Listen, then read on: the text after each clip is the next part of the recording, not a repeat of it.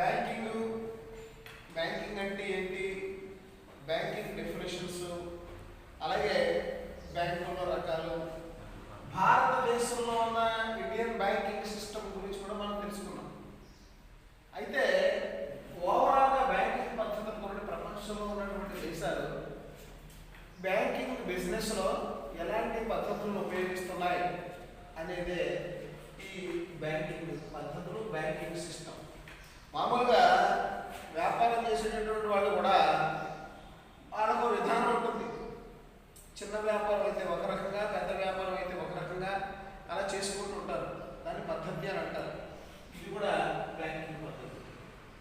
అయితే ఇక్కడ వివిధ దేశాలు వాళ్ళకు ఉండేటటువంటి పరిస్థితులు, వాళ్ళకు ఉండేటటువంటి అనుకూలతను బట్టి ఒక్కొక్క విధానాన్ని, ఒక్కొక్క పద్ధతిని వాడుతూ ఉన్నారు. ఆ పద్ధతులు ఏంటనేవి ఇప్పుడు తెలుసుకుందాం. బ్యాంకింగ్ పద్ధతుల్లో మొట్టమొదటిది బ్రాంచ్ బ్యాంకింగ్ విధానము, రెండోది యూనిట్ బ్యాంకింగ్ విధానము, మూడోది సామూహిక బ్యాంకింగ్ విధానము, నాలుగోది గొలుసు బ్యాంకింగ్ విధానం, చైన్ బ్యాంకింగ్ సిస్టమ్ అని అంటారు. బ్రాంచ్ బ్యాంకింగ్ సిస్టమ్కి మొట్టమొదటిసారిగా బ్రాంచ్ బ్యాంకింగ్ సిస్టమ్ గురించి తీసుకున్నట్లయితే దీనికి బెస్ట్ ఎగ్జాంపుల్ ఏమని చెప్తారు అంటే ఇంగ్లాండ్ బ్రాంచ్ బ్యాంకింగ్ మొట్టమొదటి ఉదాహరణ ఇంగ్లాండ్ దేశాన్ని చెప్తా ఉంటారు. ఇది అంటే బాటా షోరూమ్ చూడండి, బాటా షోరూమ్ ఢిల్లీలో బ్రాంచ్ ఉంటుంది, మన పెద్దాపురంలో కూడా బ్రాంచ్ ఉంటుంది.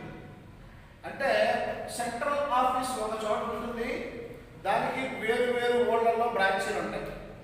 అలాగే మన ఎస్బీఐ ఉంది, లేకపోతే ఇంకా చాలా బ్యాంకులు ఉన్నాయి, వీటికి హెడ్ ఆఫీస్ బాంబే ఉంటుంది, వాటి branch nook and corner of the country, మారుమూల ప్రాంతాల్లో కూడా బ్రాంచ్ ఉంటుంది. హెడ్ ఆఫీస్ చెప్పు చేతల్లో ఇది నడుచుకుంటూ ఈ బ్రాంచ్లు పోతాం. మీరు మామూలుగా ఏదైనా చెప్పు కొట్టుకెళ్ళి ఇది ఎంత అనడానికి 500 అనడానికి 400 తగ్గిస్తామన్నటువంటి డిసిషన్ తీసుకుంటాడు. ఇవ్వచ్చు, లేకపోతే కుదరదని అనొచ్చు.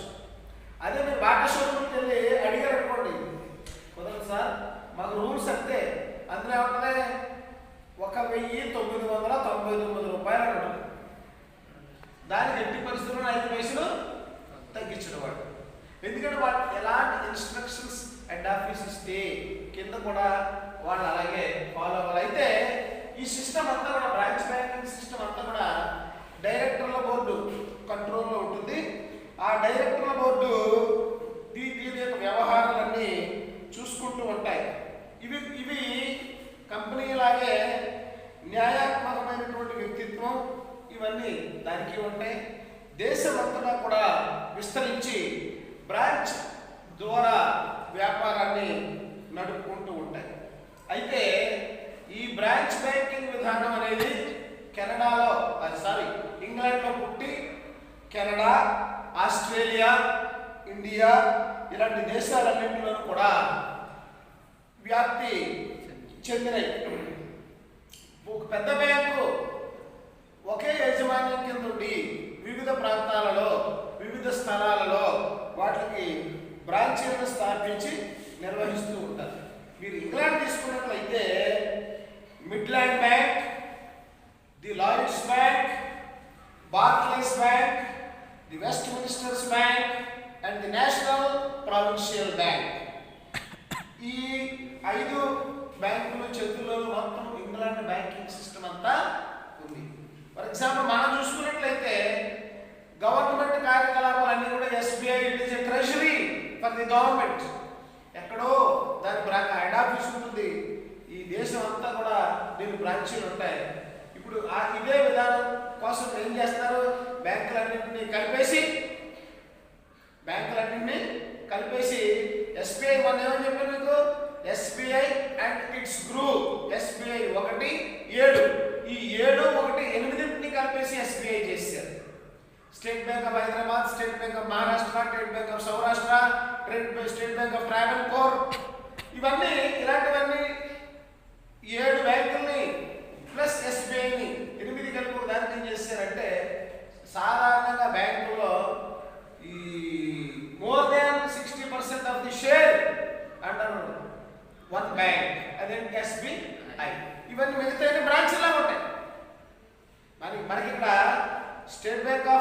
ఇండియా ఒకటి ఉండేది, స్టేట్ బ్యాంక్ ఆఫ్ హైదరాబాద్ ఒకటి ఉండేది. ఈ రెండు కలిపేశారు. ఇప్పుడు ఎందులో నడుస్తుంది? స్టేట్ బ్యాంక్ ఆఫ్ ఇండియాలోనే నడుస్తుంది. అయితే దీనికి వేరే కారణాలు ఉంటాయి, దీనికి కొన్ని మైనస్ ఉంటాయి. బ్రాంచ్ బ్యాంకింగ్ విధానం వల్ల కొన్ని లాభాలు ఉంటాయి, కొన్ని నష్టాలు కూడా ఉంటాయి. రెండు బేరీజ్ వేసుకుని ఏది తక్కువగా ఉంటే ఆ విధానం, అంటే లాభాలు ఎక్కువగా ఉండి నష్టాలు తక్కువగా ఉంటే ఆ విధానాన్ని అందరూ ఫాలో అవుతుంటారు. అంచేత ఇది బ్యాంకింగ్ క్లాస్, కంప్యూటర్ క్లాస్ అవుతుంది. స్టార్ట్ చేయండి. ఇంగ్లాండ్లో ఉన్నటువంటి Midland bank, the Lloyds bank, Barclays bank, Westminsters bank and the national provincial bank. ఈ విధానంలో కేంద్ర కార్యాలయం ఉండి దేశం అంతా కూడా బ్రాంచీలు ఉండి నడిపిస్తూ ఉంటారు. అయితే ఈ బ్రాంచ్ ఆఫీసులు అన్నీ కూడా కేంద్రం యొక్క చెప్పు చేతల్లో, కేంద్రం యొక్క అదుపు ఆజ్ఞల్లో, కేంద్రం యొక్క పర్యవేక్షణలో పనిచేస్తూ ఉంటాయి.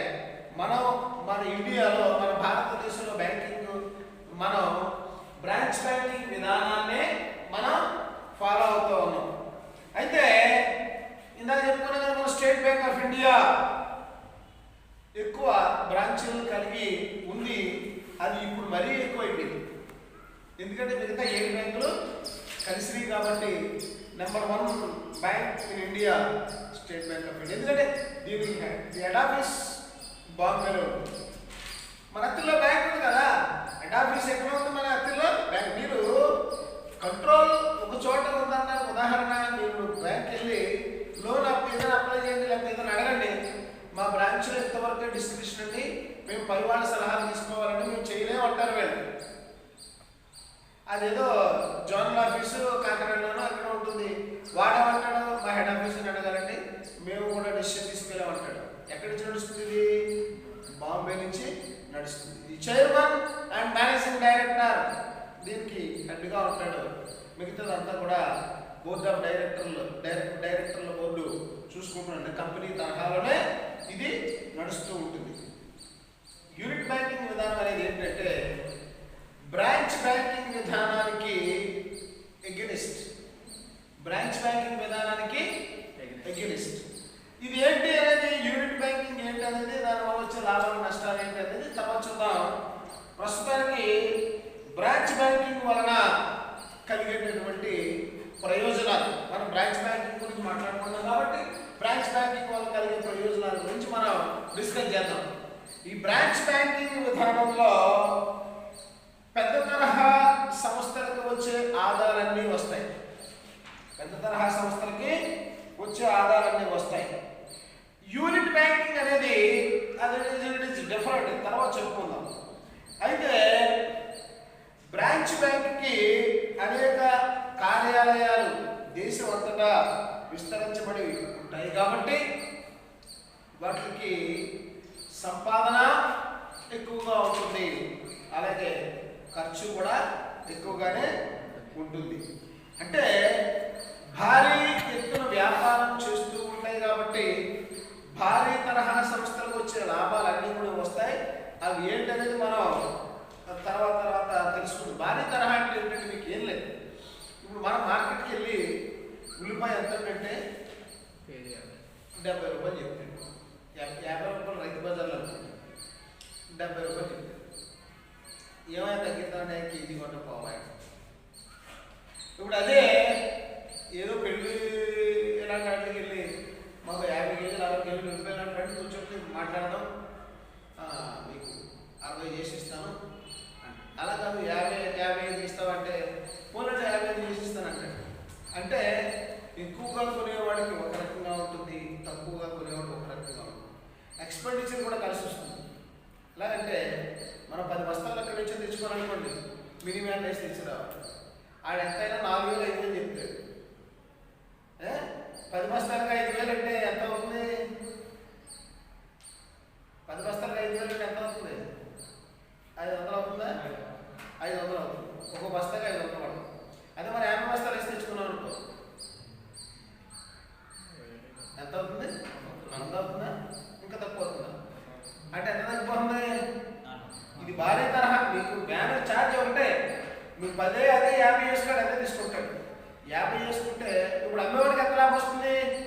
10 బస్తాలు కొని ఇక్కడ అమ్మాలంటే బస్తా రేటుకి 500 కలిపి అమ్మాలి.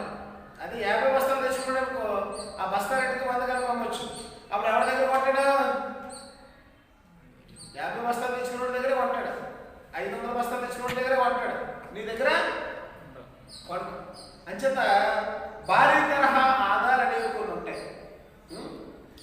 పెద్ద తరహా వ్యాపారాల వల్ల కలిగే ఆదాయాలు అనేవి ఉంటాయి. ఫర్ ఎగ్జాంపుల్ వీళ్ళు ఒక అడ్వర్టైజ్మెంట్ ఇచ్చారు, state bank of India providing 0.5% interest in addition to the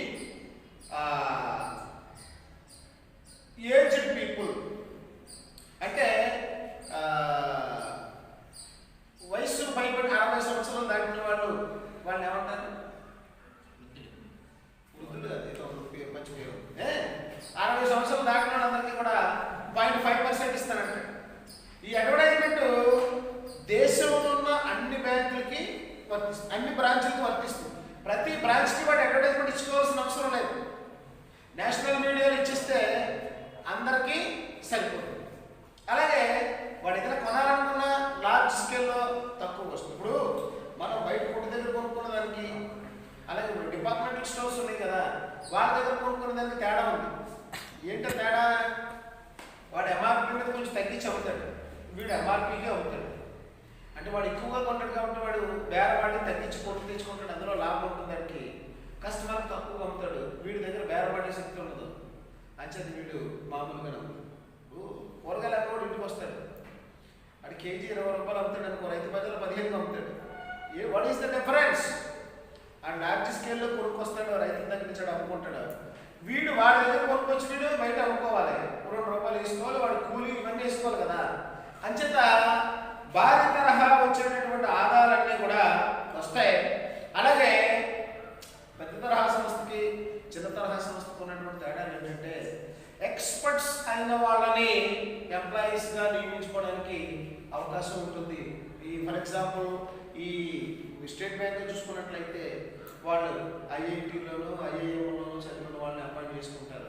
మామూలుగా సింగిల్ బ్యాంక్ ఉన్నట్లయితే అలాంటి వాళ్ళని అపాయింట్ చేసుకోలేదు. ఇది కూడా ఒక అడ్వాంటేజ్. అలాగే శ్రమ విభజన ప్రత్యేకీకరణ ప్రవేశపెట్టడానికి ఈ భారీ తరహాలో, అంటే ఇది యూనిట్ బ్యాంకింగ్ విధానంలో, ఇది బ్రాంచ్ బ్యాంకింగ్ విధానంలో ఉంటుంది. అంటే ఇప్పుడు మనం 4 పని చేస్తాం అనుకోండి, 4 పనులు చేసుకోవచ్చు. అదే ఒక్కడే ఉంటే ఆ 4 పనులు వాడే చేసుకోవాలి. బ్రాంచ్ బ్యాంకింగ్ విధానం వలన ఈ పెద్ద తరహా ఆదాయాలు వస్తాయి. ఈ చిన్న తరహా సంస్థలకి ఈ ఆదాయాలు పని విభజన, శ్రమ విభజన, ప్రత్యేకీకరణ ఇలాంటివన్నీ. ఇప్పుడు మనకి టైలర్ ఉంటాడు, ఇక్కడ టైలర్ ఉంటాడు, వాడిది యూనిట్ బ్యాంకింగ్, బ్రాంచ్ బ్యాంకింగ్ కాదు. యూనిట్ బ్యాంకింగ్ అంటున్నాడు, వాడు ఏం చేయాలి? కటింగ్ వాడే చేసుకోవాలి, కుట్టడం వాడే కుట్టుకోవాలి, చేతి కుట్లు వాడే చేసుకోవాలి, బటన్స్ గిటన్స్ అన్నీ వాడే చేసుకోవాలి. ఎక్కువ పనులు చేయలేడు. అదే ఒక పెద్ద యూనిట్ ఉందనుకోండి, వాడు ఏం బాగుంటారో టైలరింగ్ షాప్లు ఉంటాయి, ఇండస్ట్రియల్ ఎస్టేట్ అని అందులో ఉంటాయి. ఇంత ఎత్తు ఉంటుంది, పేర్చిస్తారు, బేలు పేర్చిస్తారు. ఆ పైకెక్కి బొమ్మ గీసేస్తారు. ఆ మిషన్ ఆన్ చేస్తే ఆ బొమ్మ అలాగా కటింగ్ అయిపోతుంది, పైనుంచి కిందకి ఒకేసారి కటింగ్ అయిపోతుంది. అంటే కొన్ని లక్షల యూనిట్లు కట్ చేసి పడేస్తారు. ఆ మిషన్ ఆన్ చేస్తే ఈ బొమ్మ ఎలా తీసాడు, పైన కట్ చేశాడు. ఇవన్నీ కొన్ని 100 మంది అంటారు. ఒకడు కాళ్ళ కొడతాడు, ఒకడు చేతులు కొడతాడు, ఒకడు నడుము కొడతాడు, ఒకడు ఫ్రంట్, ఒకడు బ్యాక్ కొడతాడు, ఒకడు కాజాలు అంటాడు, ఒకడు బటన్ చేస్తాడు. 1,00,000, 2,00,000, 3,00,000 ఒకేసారి దిగిపోతాడు. అంటే అక్కడ ఏంటది? ఎక్స్పర్ట్. ఈ కాళ్ళ గుట్టుబడి కాళ్ళే కొడతాడు, దద్దరు రాడించేస్తాడు. ఈ చేతులు గుట్టుబడి చేతులే కొడతాడు. అంటే ఒకే పని 10 సార్లు చేస్తే ఏమవుతుంది? ఎక్స్పర్ట్ అవుతుంది. అలాంటి ఎక్స్పర్టైజేషన్ని ఈ బ్రాంచ్ బ్యాంకింగ్ సిస్టంలో వాడుకోవడానికి ఉపయోగం ఉంటుంది. అంటే కంప్యూటర్ ఎక్స్పర్ట్ అని, అకౌంట్స్లో ఎక్స్పర్ట్ అని, ఆడిట్లో ఎక్స్పర్ట్ అని, ఇలాగా వేరు సెక్టార్స్లో ఎక్స్పర్ట్స్ అయిన వాళ్ళు అందులో పనిచేయడానికి అవకాశం ఉంటుంది.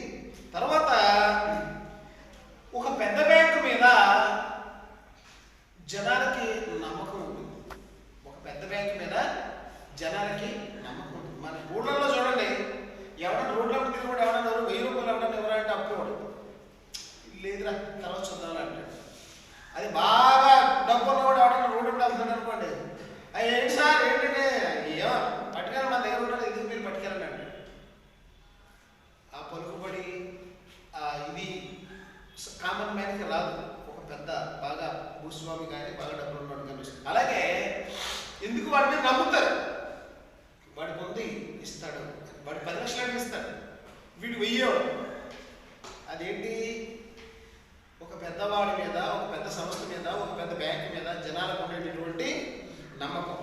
రెండోది, దేశంలో ప్రతి మారుమూల ఉంటుంది కాబట్టి వీళ్ళు ఎక్కువ డిపాజిట్లు సేకరించడానికి అవకాశం ఎక్కువగా ఉంటుంది. ఇప్పుడు ఫర్ ఎగ్జాంపుల్ బాంబేలో ఒకటే బిజినెస్ ఒకే బ్యాంక్ పెట్టుకున్నాడు అనుకోండి, వాడి సర్కిల్ ఏంటి బాంబే అంతటికే సరిపోతాడు, వేరే చోటకి రాడు. కొన్ని చోట్ల సర్ప్లస్ డబ్బు ఉంటుంది, కొన్ని చోట్ల డబ్బుకి అవసరం ఎక్కువ ఉంటుంది. మనీని కోరుకునే వాళ్ళు ఎక్కువ ఉంటారు, మనీ దాచుకున్న వాళ్ళు బ్యాంకులో పెట్టేవాళ్ళు ఎక్కువ ఉంటారు.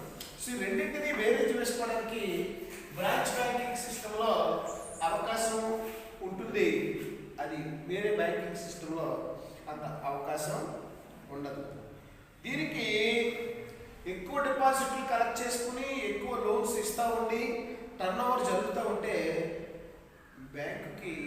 బ్యాంకు పట్ల ప్రజల్లో నమ్మకం, విశ్వాసం కలుగుతుంది. ఇప్పుడు ఈ వేళ పెట్టి రేపు సంస్థ తీసాడు అనుకోండి, ఆడు మళ్ళీ ఒక్క రోజు పెడితే ఎవడాన్ని నమ్మడం, టర్న్ ఓవర్ జరుగుతూ ఉండాలి. రెండోది, నష్టభయాల్ని ఎదుర్కొనే శక్తి. నష్టభయాల్ని ఎదుర్కొనే శక్తి. ఇప్పుడు దేశం అంతటా బ్రాంచ్లు ఉన్నాయి కాబట్టి ఏదో ఒక బ్రాంచ్కి నష్టం వస్తే రెండో బ్రాంచ్లో వచ్చే లాభంతో మనం దాన్ని కవర్ చేసుకోవచ్చు. అది యూనిట్ బ్యాంకింగ్ విధానంలో ఉండదు.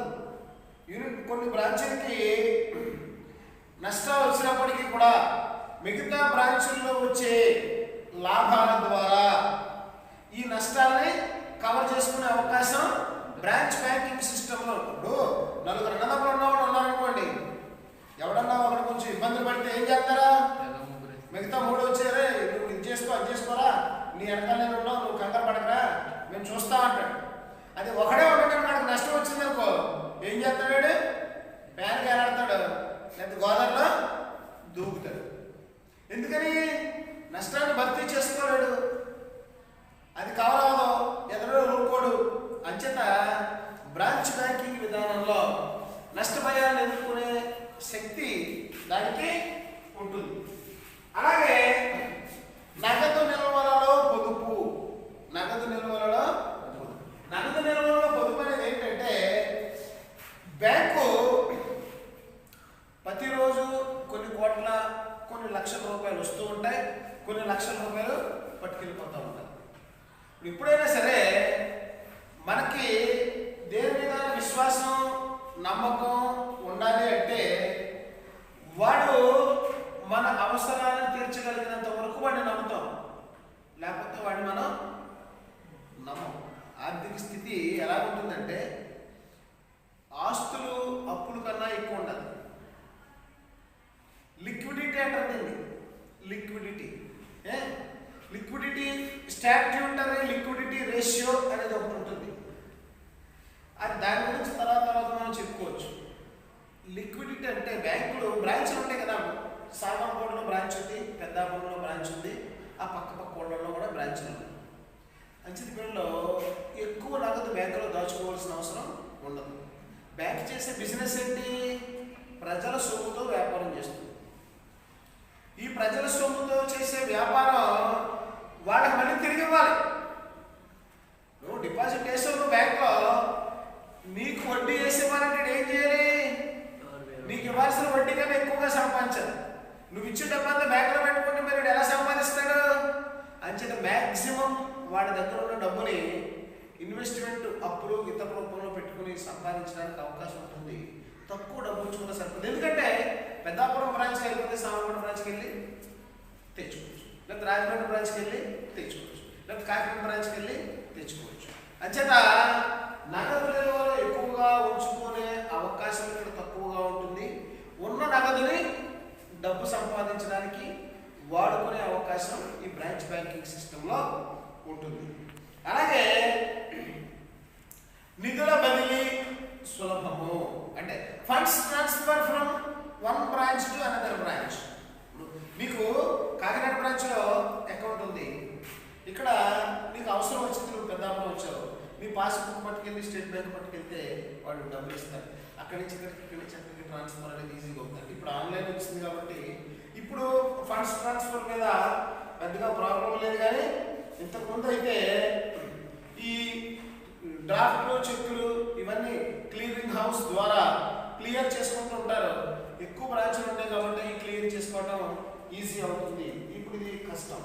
అయితే డిపాజిట్లు, రుణాల మధ్య వివిధ ప్రాంతాల మధ్య విభజన, అంటే ఎక్కువ బ్రాంచులు దేశం అంతటా విస్తరించబడి ఉన్న కారణంగా ఇక్కడ పొదుపు, ప్రజలు చేసే పొదుపుని డిపాజిట్ల రూపంలో సేకరించి ఆ సమీకరించిన డబ్బునంతా రుణాలు ఇవ్వడానికి ఉపయోగపడుతుంది. అంటే funds from one place to another place. For example, ఇప్పుడు పల్లెటూళ్ళలో రైతులకి సంవత్సరం పొడుగునా ఆదాయం ఉండదు, ఏదో ఒకసారి 2 సార్లు వస్తుంది. పంట కోత కోసినప్పుడు 5 లక్షల చేతిలో ఉంటాయి, మళ్ళీ ఊడుకుని ఎప్పుడు ఖర్చు పెట్టుకుంటాడు, మళ్ళీ పంట చేతికి వచ్చినప్పుడు ఆదాయం ఎక్కువ. వాళ్ళు చాలా పొదుపుగా ఉంటారు, పొలాల్లో కూరగాయలు పడతాయి, ఆవులు గేదెలు ఉంటాయి, పాడి వస్తుంది, కొనుక్కునేవి తక్కువగా ఉంటాయి, డబ్బులు దాచుకుంటూ ఉంటారు. ప్రతి సంవత్సరం ఎంతో కొంత ఆదా చేస్తూ ఉంటారు. ఈ ఆదా చేసిన డబ్బులు వీళ్ళు ఎంతకుముందు బీరువాల్లో పెట్టి, అందులో పెట్టి, ఇందులో పెట్టేవారు. ఇప్పుడు అలాంటి సిస్టమ్ లేదు, బ్యాంకులో వేసుకుంటున్నారు. ఈ బ్యాంకులు అలా ఉంటాయా, పడి ఉంటాయా? వీడు వేసే డిపాజిట్ల మీద వాడు ఏం చేయాలి? ఇంట్రెస్ట్ ఇవ్వాలి. ఇంట్రెస్ట్ ఇవ్వని వాడు ఏం చేయాలి? దీన్ని ఇంకో చోట ఎక్కడన్నా పెట్టి దాన్ని అప్పులు ఇవ్వాలి. అప్పులు ఇవ్వాలంటే ఇంకో చోట కాకినాడ లాంటి టౌన్లో ఎక్కువ మంది డబ్బులు పరపతిని కోరుకుంటారు, అప్పుని కోరుకుంటారు. ఎందుకంటే చిన్న చిన్న బిజినెస్ యూనిట్లు అవి ఇవన్నీ ఉంటాయి కాబట్టి వాడు ఎంతో కొంత పెట్టుబడి బ్యాంక్ దగ్గర నుంచి తీసుకుని పెట్టుబడి పెట్టుకుంటాడు. వాడు మళ్ళీ డబ్బులు బ్యాంకు కడతాడు. వీడు అడిగిన రోజు వీడికి బ్యాంకు ఇచ్చిస్తుంది. అంచేత పొదుపు పెట్టుబడి మధ్య సమతుల్యం చేసుకోవడానికి బ్రాంచ్ బ్యాంకింగ్ విధానంలో అవకాశం ఉంది. అలాగే వడ్డీ రేట్లతో ప్రాంతీయ అసమానతలని తొలగించవచ్చు. ఇప్పుడు డిఫరెన్షియల్ ఇంట్రెస్ట్ రేట్స్ అని ఒక్కొక్క ప్రాంతానికి ఒక్కొక్క రకమైనటువంటి వడ్డీ రేట్లు. ఇప్పుడు అక్క చెల్లెమ్మలకి, డ్వాక్రా గ్రూపులకి పావలా వడ్డీకి రుణాలు ఇస్తారంట. చంద్రబాబు నాయుడు గారు టైంలో ఇచ్చారు, ఇప్పుడు ఇస్తున్నారు. ఎందుకు ఇవ్వాలి? ఎందుకు ఇవ్వాలి? ఇవ్వాలి. ఎందుకంటే ఇక్కడ మహిళా సాధికారత సాధించాలి అంటే, ఆడవాళ్ళలో ఆత్మవిశ్వాసం పెంచాలి అంటే, వాళ్ళకి సమానమైనటువంటి హక్కులు కల్పించాలంటే వాళ్ళకి కూడా ఆర్థిక స్వావలంబన కావాలి. అందుకని వాళ్ళకి ఇస్తున్నాడు. రైతులకు రుణాలు లేని వడ్డీ, ఇంట్రెస్ట్ లేని రుణాలు ఇస్తానంటున్నాడు. ఇప్పుడు మనం చిన్న చిన్న వ్యాపారాలు చేసుకుంటూ 10,000 వడ్డీ లేకుండా ఇస్తానన్నాడు. ఎందుకు ఇవ్వాలి? వాళ్ళు పైకి రావాలి. వడ్డీ కడితే సంపాదించి తక్కువ ఉంటుంది. ఇవన్నీ ఏంటంటే ఒక్కొక్క సెక్టార్కి వాళ్ళని పైకి తీసుకురావడం కోసం కొన్ని వడ్డీ రేట్లలో వ్యత్యాసాలు చూపిస్తారు. ఇప్పుడు ట్రైబల్ ఏరియాస్లో ఇండస్ట్రీ పెడితే బ్యాంక్ వడ్డీ లేని రుణాలు ఇస్తుంది, సబ్సిడీ ఇస్తారంటది, గవర్నమెంట్ సబ్సిడీ ఇస్తారంటది. అవన్నీ వాళ్ళకి వడ్డీలు ఉండవు. ఇప్పుడు నిరుద్యోగులు ఏదైనా ఇండస్ట్రీ పెట్టుకుంటే, ఏదైనా వ్యాపారం పెట్టుకుంటే నీకు సబ్సిడీ ఇస్తారు. అంటే నువ్వు కట్టాల్సి తీసుకున్నప్పుడు మొత్తం కట్టక్కర్లా, సబ్సిడీ ఇస్తారు. నీకు వడ్డీ తక్కువగా ఉంటుంది. ఎందువల్ల? ఈ అన్ఎంప్లాయ్మెంట్ అనే దాన్ని మనం పారద్రోలాలి, కొంతమందికి అవకాశాలు కల్పించాలి అంటే అలాంటి పనులు చేయాలి. సో ఇలాంటి వడ్డీ రేట్లలో వ్యత్యాసాలు చూపిస్తూ ప్రాంతీయ అసమానతలని తొలగించవచ్చు. ఎందువల్లంటే నక్సలిజం ఎందుకు ప్రబలింది, నక్సలైట్లు ఎందుకు తయారు? ప్రాంతీయ అసమానతలు ఉండడం వల్ల కొన్ని ఏరియాలు బాగా వెనకబడుతున్నాయి, కొన్ని ఏరియాలు అభివృద్ధి చెందుతా ఉన్నాయి. అంచేత అలాంటి వెనుకబడినటువంటి ప్రాంతాలను అభివృద్ధి చేయాలంటే వాళ్ళకి మనం ఏదో ఒక ఫెసిలిటీ కల్పించాలి. ఇప్పుడు ఇండస్ట్రియల్ ఎస్టేట్స్ చోట పెడతారు, అక్కడికి వెళ్ళి ఆ ఓన్ ఇండస్ట్రీ పెట్టాలంటే అక్కడికి ఏదో ఒకటి ఇవ్వాలి. Land on subsidy, water on subsidy, power on subsidy ఇస్తే వాడు అక్కడికి వెళ్ళి పెట్టుకుంటాడు. ఆ ఏరియా డెవలప్ అవుతుంది. దాని ద్వారా దేశం డెవలప్ అవడానికి అవకాశం ఉంటుంది. ప్రాంతీయ సమానతల్ని మనం తొలగించడానికి వీలు పడుతుంది. బ్యాంకు నిధులని సక్రమంగా పంపిణీ చేయవచ్చు. ఇది డిపాజిట్లు మూలధనం సక్రమంగా ఉపయోగించవచ్చు. పెట్టుబడి పెట్టడానికి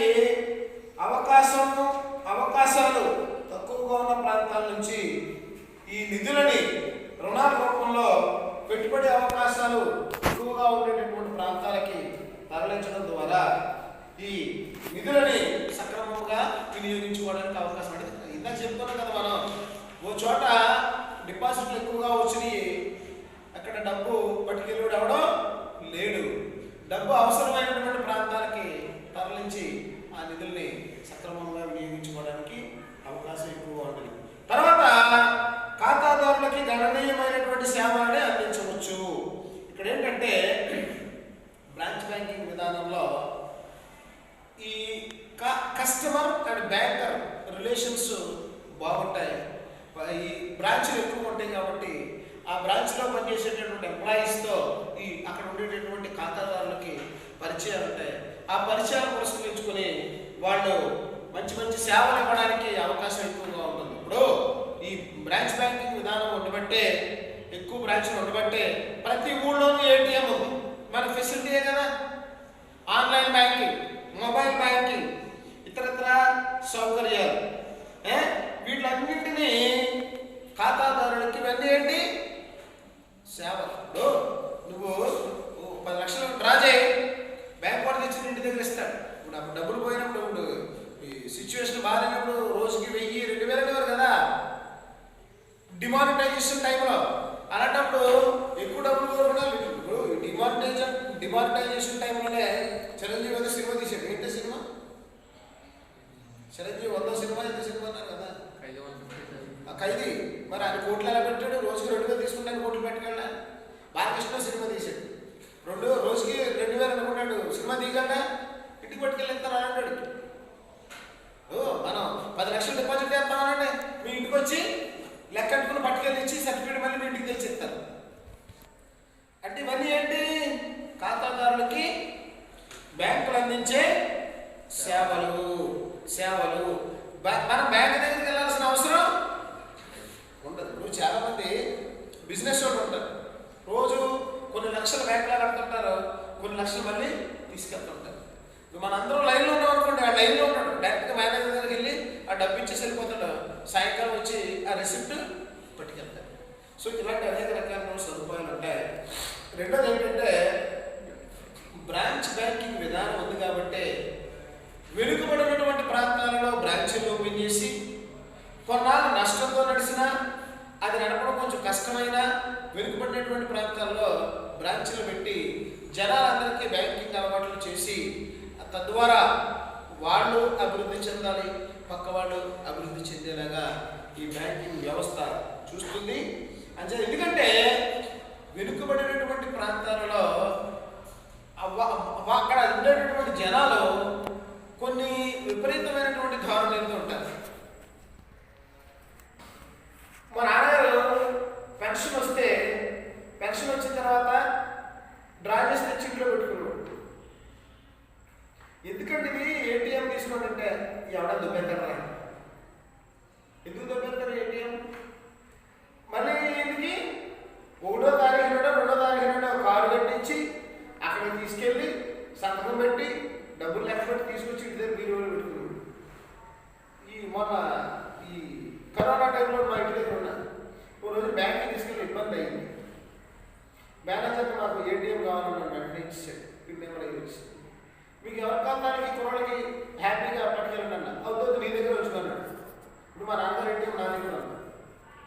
ఇప్పుడు ఎవరైనా కూడా పంపించి సామాన్లు కావాలనుకో, నేను నా అకౌంట్లో మనీ ట్రాన్స్ఫర్ పడుతున్నాను, ఆ డీల్ పట్టుకుంటున్నాను అని చెప్పి ఈజీ అయిపోయింది. నేను వెళ్ళాలి, ఆయన అక్కడ తీసుకెళ్ళాలి, ఆయన సంతకం పెట్టాలి, డబ్బులు ఇవ్వాలి, ఇదంతా రోజు పని సింపుల్. ఇప్పుడు మన కుర్రాడు బయట షాప్కి వెళ్ళాను, ఎంత అవుతుందా అన్నాను, 8,000 అవుతాను. 8,000 10,000 పడుతున్నాను నీకు, నీ అకౌంట్లోకి ఎంత అయితే అంత ఖర్చు పెట్టుకో, మిగతా నా నమ్మించాను, మిగిలిన డబ్బులు పట్టుకెళ్ళి మా అమ్మకి ఇచ్చాను. ఇది ఈజీ. పల్లెటూళ్ళలో చాలామంది బ్యాంకింగ్ అలవాట్లు లేక కొంతమంది ఏం చేస్తారంటే వాళ్ళ ఆడవాళ్ళు ఇవి పోగేసి ఆ పోపుల డబ్బాల్లో అందులో నిద్ర పెడతా ఉంటారు. ఏదో రోజు ఊరికి తాగారు. అదే బ్యాంక్ అలవాటు ఉంటుంది, పట్టుకెళ్ళి బ్యాంక్ వేసుకోవడం తీరు కదా. అంటే నిద్రాణంగా ఈ పోపుల డబ్బాలను ఆ డబ్బాలను పరుల కింద ఆటల కింద వీటి కింద చెవులను మొత్తలో రాసిన డబ్బులల్లా వేస్ట్ అనర్థంగా పడిపోతున్నాయి.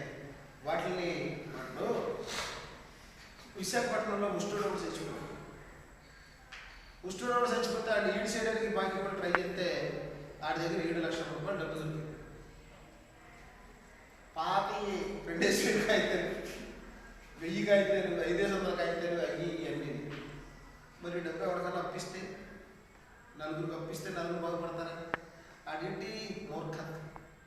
అలాంటి మూర్ఖత్వాలు పోవాలి అంటే మీ బ్రాంచ్ని స్థాపించాలి, 10 మందికి బ్యాంకింగ్ వలన అలవాట్లు చేయాలి, ఆ బ్యాంకింగ్ హ్యాబిట్స్ ద్వారా అందరినీ డెవలప్ చేయాలి. అది వెనుకబడినటువంటి ప్రాంతాల్లో బ్రాంచ్ని స్థాపించి నిద్రాణంగా పడి ఉన్నటువంటి అమౌంట్ అంతటిని తీసుకొచ్చి పెట్టుబడి పెట్టి లైట్లోకి తీసుకురావడానికి ఈ బ్రాంచ్ బ్యాంకింగ్ విధానం వల్లనే సాధ్యపడుతుంటుంది. అలాగే పటిష్టవంతమైనటువంటి బ్యాంకింగ్ పర్యవేక్షణ, బ్రాంచ్ బ్యాంకింగ్ విధానంలో బ్యాంకింగ్ వ్యవస్థలో నియంత్రణ కంట్రోల్ అనేది చాలా ఎఫెక్టివ్గా ఉంటుంది. ఈ దానికి ఒక టీం ఉంటుంది ప్రత్యేకంగా కంట్రోల్ చేయడానికి.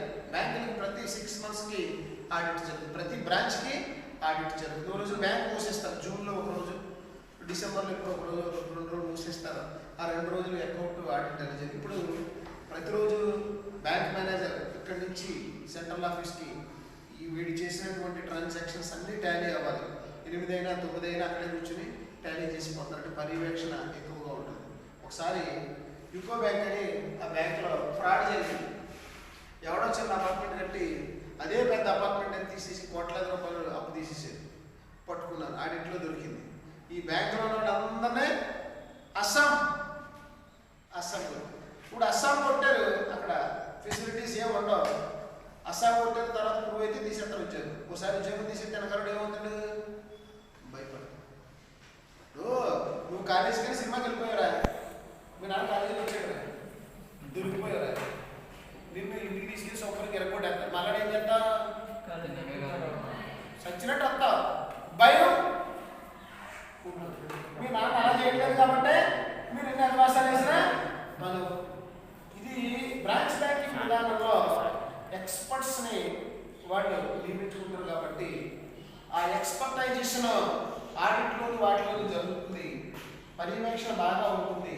పనిచేసేవాడు ఉంటాడు, చేస్తాడు, బయటికి పోతాడు. అందుకనే Rajiv Gandhi golden shaking hand అని దాని ద్వారా బ్యాంకుల్లో సరిగ్గా పనిచేయడం అందరినీ తీసేసాడు. ఒకప్పుడు బ్రాంచ్ మేనేజర్ ఉండేవాడు, సిస్టమ్ తెలియదు, డబ్బా నాలెడ్జ్ లేదు, కూర్చుని ఉండేవాడు.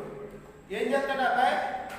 నీకు జీతం ఇచ్చేస్తాం, పెన్షన్ ఇచ్చేస్తాం, మొత్తం కట్టకట్టేసారి ఇచ్చేస్తాం, నువ్వు వెళ్ళి ఇంటి దగ్గర ఏదో పని చేసుకోమని పంపిస్తాం. పనికిరానప్పుడు ఉన్న కన్నా పనికొచ్చేవాడు ఒకటి తీసుకోవడానికి అవకాశం ఉంటుంది. ఆ అవకాశం బ్రాంచ్ బ్యాంకింగ్ విధానంలో ఉంటుంది. ఓ బ్రాంచ్లో సరిగ్గా పనిచేయలేదు కావాలన్నాను, వీటిని తీసుకెళ్ళి ఏ ఆఫీస్లో వేసుకుని బాగా పనిచేసేవాడు ఇక్కడ వేస్తారు అని చెప్పి ఇవన్నీ బ్రాంచ్ బ్యాంకింగ్ విధానం వల్ల కలిగేటటువంటి ప్రయోజనాలు. అయితే బ్రాంచ్ బ్యాంకింగ్ విధానంలో కొన్ని లోపాలు కూడా ఉన్నాయి. బ్రాంచ్ బ్యాంకింగ్ విధానంలో కొన్ని లోపాలు ఉంటూ ప్రతి దానికి కూడా పాజిటివ్ నెగిటివ్ అనేది ఉంటుంది. ఈ రెండింటిని మనం క్యాలిక్యులేషన్ చేసుకుని ఏది ఎక్కువగా ఉంటే దాన్ని వాడుకోవడానికి మనకి అవకాశం. ఈ బ్రాంచ్ బ్యాంకింగ్ విధానం వల్ల కలిగేటటువంటి నష్టాలు ఏంటంటే నిర్వహణ పర్యవేక్షణ కష్టము. నిర్వహణ పర్యవేక్షణ కష్టం అంటారు, కానీ అది తప్పు. పర్యవేక్షణ నిర్వహణ కష్టం అని అంటారు. తరహా పెరిగే కొద్ది మనిషి యొక్క ఆలోచన విధానం మారుతుంది ఆటోమేటిక్గా. వాటి ఇప్పుడు కాడ మన దగ్గర 1000 ఉంది, 1000కి తగ్గట్టుగా ఉంటాం. 10,000 ఉంది, 10,000 తగ్గట్టుగా ఉంటాం. 10 లక్షలు వచ్చింది, దానికి తగ్గట్టు 10 కోట్లు వచ్చింది, దానికి తగ్గట్టుగానే. అంచేత తరహా పెరిగితే వ్యవస్థ కష్టం, నిర్వహణ అనుకోవడం అనేది తప్పు. మనం రోజు రొటీన్ కార్యక్రమాలు ఇంట్లో చేసుకుంటున్నారా, ఇది గొడవ లేదు. ఒక మ్యారేజ్ చేయాలంటే కష్టం అంటారు, తప్పు. కష్టం ఏమీ కాదు. ఎందుకంటే ఆడవాళ్ళందరినీ పురమాయించి అయ్యి కొనుక్కురండి, మీరు తెచ్చుకోండి, కారు డబ్బు ఇచ్చిద్దామని వెళ్ళా పని చేసుకుంటారు. ఊర్లో తిరిగి ఎవరు ఉంటాడు, పొలం పొగల బండి వేసుకుని రోడ్డు తిరుగుతూ ఉంటాడు. ఆడికి అమ్మాయి మీరు కార్డులు డిస్ట్రిబ్యూట్ చేసేది వెళ్ళి కార్డులు డిస్ట్రిబ్యూట్ చేసేది. ఒకడు బాగా తిండిపోతాడు ఉంటాడు, నువ్వు వంటల దగ్గర ఉంటారా అంటే అక్కడ ఉంటాడు. ఇంకోటి ఉంటాడు, ఎవరో నువ్వు స్వీట్లు అయ్యి చూడరా అంటే.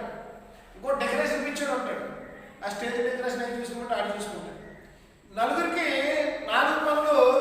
మనం ఏం చేస్తాం, మనం ఎలా డిస్ట్రిబ్యూట్ చేస్తాం? ఇది ఇందులో ఎవడు ఎక్స్పర్ట్, ఇందులో ఎవడు నిష్ణాతుడు, ఏది ఎవరికి బాగా తెలుసు అన్నవాడు నా పని చెప్తాం. ఈజీ. ఆ పెళ్లి చేసేవాడు ఎవడైనా హాయిగా కాళ్ళు కాలేసి కూర్చుంటే అందరూ అనే పనులు.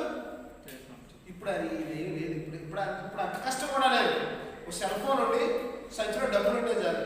అరే ఫుడ్ క్యాటరింగ్, మాకు బిర్యానీ కావాలి, చికెన్ కావాలి, మటన్ కావాలి, రొయ్యలు కావాలి, పీతలు కావాలి, ఇది ఎంత సార్ ప్లేట్గా 500, మాకు 1000 ప్లేట్లు కావాలి, వేసేయి తోలు తీసేంట సరిగ్గా లేకపోతే అక్కడ సెట్ అయిపోతుంది. ఫ్లవర్స్ కూడా ఫోన్ చేస్తాను, అబ్బాయి 12 రోజులు సాయంకాలం రావాలి డెకరేషన్, నీకు ఇది ఎంత అడ్వాన్స్ ఎంత ఇస్తాను, తర్వాత ఎంత ఆ డెకరేషన్ ఏమక్కలేదు. ఇప్పుడు ఏం కావాలి? ఫోన్ ఉండాలి, డబ్బులు. అయితే ఒకప్పుడు నిర్వహణ కష్టమనేవారు, కానీ ఇప్పుడు ఎక్స్పర్ట్స్ వచ్చేసారు. MBAలు, MCAలు, ఆయనకు తెలివితేటలు లేకపోయినా చదువుకుని తెలివితేటలు ఇంప్రూవ్ చేసుకుని అన్ని పనులు చేసుకుంటాను. నిర్వహణ కష్టం అనేది ఒకప్పుడు, ఇప్పుడు కాదు.